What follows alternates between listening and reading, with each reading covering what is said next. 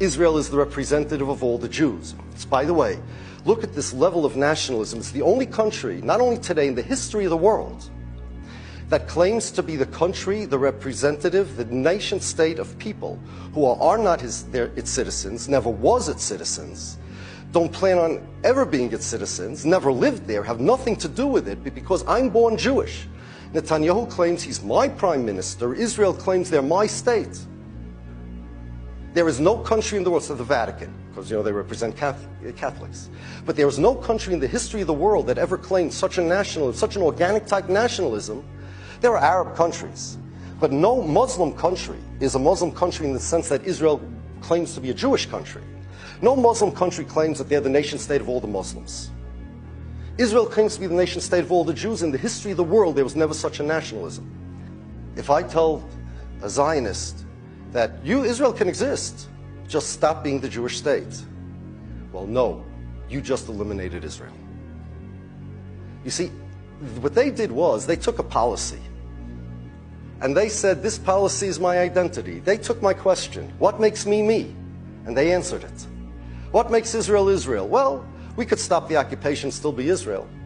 We could change, I don't know, laws about religion and even not religion, maybe even the separation of church and state, and still be Israel. But once that policy that we're the Jewish state is gone, we're no longer Israel. Our identity is erased. So what they did was, it's a trick. You take a policy and you say, no, this policy is my identity. And if you don't like this policy, you want to destroy me.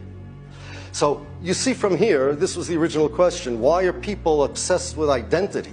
Well, sometimes identity is forged by people being in a situation together that they cannot explain, other than they must have something in common, like the anti-Semites hating Jews that in no way are visibly Jewish.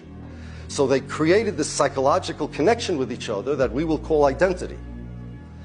But then, nationalism, a policy of nationalism, organic nationalism, enforces this identity and intensifies it such that if you believe in multiculturalism, or even if you don't believe in their policy, you become their biggest enemy, because they look at you as somebody who wants to erase them. If you want to cut my nails, you're not erasing me. They're my nails. But if I believe that my nails are the core part of my identity, you want to cut my nails, you want to kill me and you're my enemy. That's an example. That's Zionist nationalism, that's Zionist identity.